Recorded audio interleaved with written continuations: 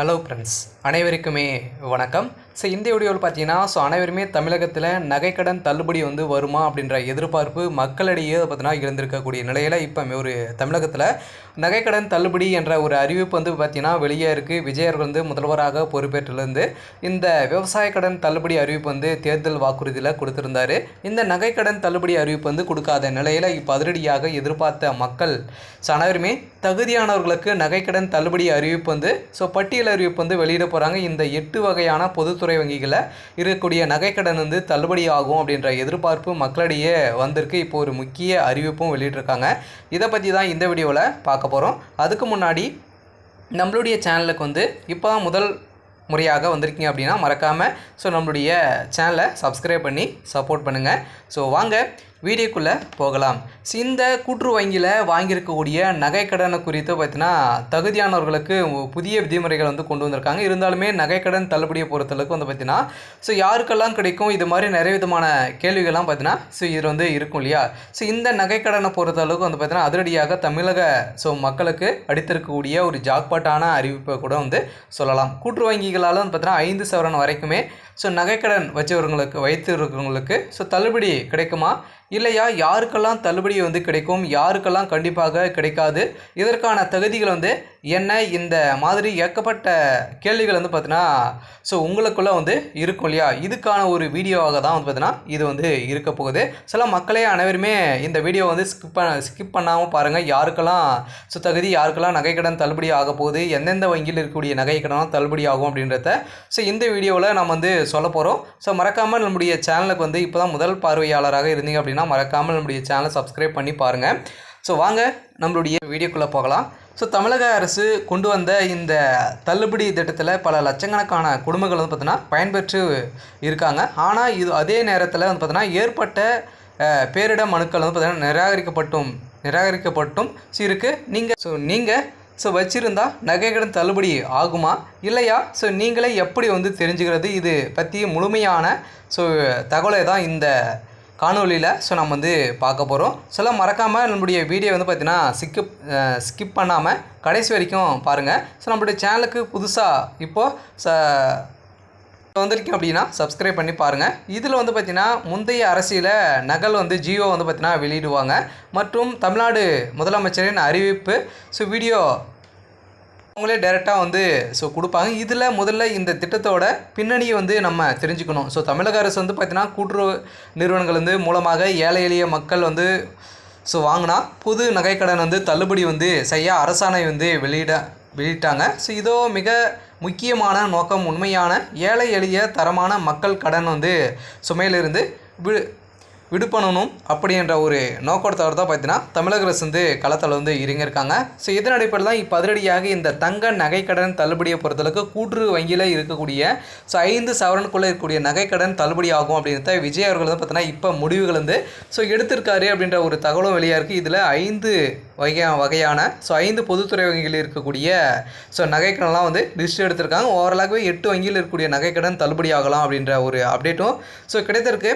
எந்தெந்த வங்கியில் இருக்கக்கூடிய நகைக்கடன் தள்ளுபடி ஆகலாம் அப்படின்னு பார்த்தீங்க அப்படின்னா பொதுத்துறை வங்கியை சேர்ந்த பார்த்தீங்கன்னா ரிசர்வ் வங்கிக்கில் இயங்கக்கூடிய வங்கிகள் பார்த்தீங்கன்னா அதிரடியாக இந்த நகைக்கடன் தள்ளுபடி ஆகும். அது பார்த்தீங்கன்னா மோஸ்ட்லி பார்த்தீங்கன்னா இந்த ஸ்டேட் பேங்க், இந்தியன் பேங்க், அதேமாதிரி கூட்டுறவு வங்கிகள், கூட்டுறவு வேளாண்மை துறை வங்கிகள், அதேமாதிரி நகர்ப்புற கூட்டுறவு வேளாண் துறை வங்கிகள், இது மாதிரி பார்த்தீங்கன்னா 8 வங்கிகள் பார்த்தீங்கன்னா பட்டியல் அறிவிப்பு பார்த்தீங்கன்னா தமிழக அரசு கேட்டிருக்காங்க அப்படின்ற ஒரு தகவல் வெளியாக இருக்கக்கூடிய நிலையில் தான் இப்போ ஒரு நகைக்கடன் தள்ளுபடி என்ற ஒரு பேச்சுவார்த்தை பார்த்தீங்கன்னா இப்போ நடந்திருக்கு.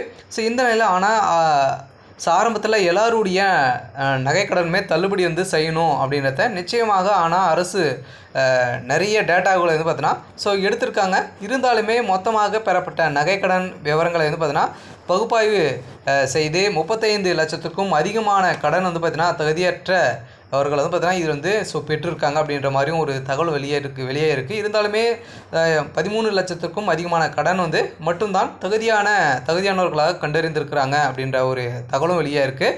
இருந்தாலுமே இப்போ பார்த்தீங்கன்னா இந்த கூட்டுறவு வங்கிகள் மட்டுமே நீங்கள் கடன் வாங்குவது அரசுக்கு கீழ் இயங்கும் கூட்டுறவு வங்கிகள், அதேமாதிரி கோஆப்ரேட்டிவ் பேங்க் அல்லது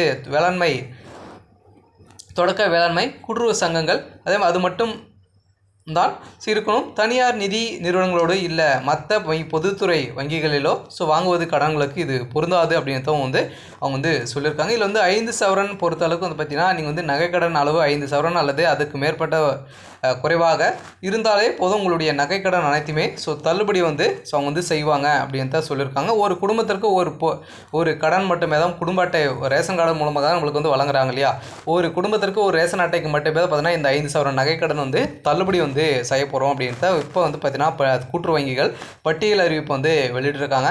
அதிகாரப்பூர்வமான அரசு இன்னும் பார்த்தீங்கன்னா வெளியிடல. இது அரசு அறிவித்த குறிப்பிட்ட காலக்கெடுக்குள் அல்லது அதற்கு முன்பாக பெறப்பட்ட கடனுக்கு மட்டுமே இந்த தள்ளுபடி பொருந்தும் எனவும் உண்மையான ஏழை எளிய மக்கள் பயன்பெறும் வகையில் வறுமை கோட்டுக்கு கீழே இருக்கக்கூடிய மக்கள் மற்றும் நடுத்தர மக்களின் பொருளாதார முன்னேற்றத்திற்கான மட்டுமே இந்த விதிமுறைகள் கொண்டு வரப்பட்டுள்ளது. இதன் அடிப்படையில் இப்போ பார்த்திங்கன்னா நம்ம பார்க்க போகிறது தான் ரொம்ப முக்கியமான ஒன்றாக கருதப்படுகிறது. இந்த காரணத்தினால தான் பலரும் தள்ளுபடி கிடைக்காம போகிறாங்க. இதில் பார்த்திங்கன்னா அரசு ஊழியர்கள் பார்த்திங்கன்னா பயன்பெற்றிருக்காங்க. அப்படின்னா அரசு ஊழியர்கள் நிறைய பேர் நீங்கள் மத்திய அரசு மாநில அரசில் நீங்கள் பொதுத்துறை நிறுவனங்களிலோ வேலை செய்கிறீங்க அப்படின்னா உங்களுக்கான நகைக்கடன் தள்ளுபடி இருக்காது. உங்களுக்கு நகைக்கடன் தள்ளுபடி இல்லை அப்படின்றதும் சொல்லியிருக்காங்க. அதே மாதிரி வருமான வரி செலுத்துவர்களுக்குமே பார்த்தீங்கன்னா இந்த நகைக்கடன் தள்ளுபடி கிடைக்காது. அதே குடும்ப அட்டையில் முறைகேடு ஒரே குடும்ப அட்டையில் பயன்படுத்தி நிறைய பேர் பார்த்தீங்கன்னா நகையை வைத்து வைத்திருங்களுக்கும் அதோட எல்லா கடனுமே தகுதியற்றவர்களாக அறிவிக்கப்படும் அப்படின்னு தான் சொல்லியிருக்காங்க. ஒரு குடும்ப அட்டையில் 4-5 கடன்கள் வாங்கியிருக்கீங்க அப்படின்னா அதில் எதுக்குமே தள்ளுபடி கிடைக்காது அப்படின்ட்டு சொல்லியிருக்காங்க. இதில் ஆதார் மற்றும் ரேஷன் கார்டு இல்லாதவர்கள் பார்த்தீங்கன்னா கடன் வாங்கும்போது முறையான ஆதார் கார்டு மற்றும் குடும்ப அட்டை விவரங்களை தராதவர்கள் தள்ளுபடிக்கு கிடையாது. நீங்கள் முறையாக நீங்கள் தள்ளுபடி கடன் வாங்கலை அப்படின்னா உங்களுக்கும் இந்த தள்ளுபடி கிடைக்காது அப்படின்ட்டு சொல்லியிருக்காங்க.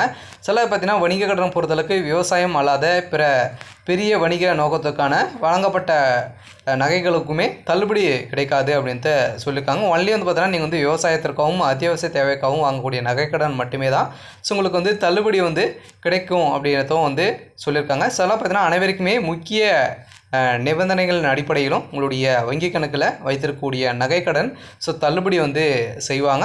அனைவருமே எதிர்பார்த்த மாதிரி இந்த நகைக்கடன் தள்ளுபடி அறிவிப்பு பார்த்தீங்கன்னா வெளியாக இருக்குது. இது நிறைய விமர்சனங்கள் எழுந்திருக்கு. இருந்தாலுமே மேலும் நகைக்கடன்களுக்கு யாருக்கெல்லாம் தகுதியுடையவர்கள் தகுதியற்றவர்கள் என்ற பட்டியலையுமே பார்த்தீங்கன்னா தமிழக அரசு வெளியிட்டுள்ளது. இதில் ஓவராலாகவே பார்த்தீங்கன்னா 48,84,726 நகைக்கடன் விவரங்களை பார்த்தீங்கன்னா கணினி மூலம் பகுப்பாய்வு செய்யப்பட்ட நிலையில் இவர்களாம் தகுதியற்றவர்களாக கருதப்பட்டிருக்காங்க.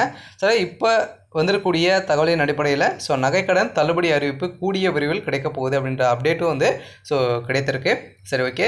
இன்னைக்கான அப்டேட் இதுதான். மறக்காம என்னுடைய சேனலை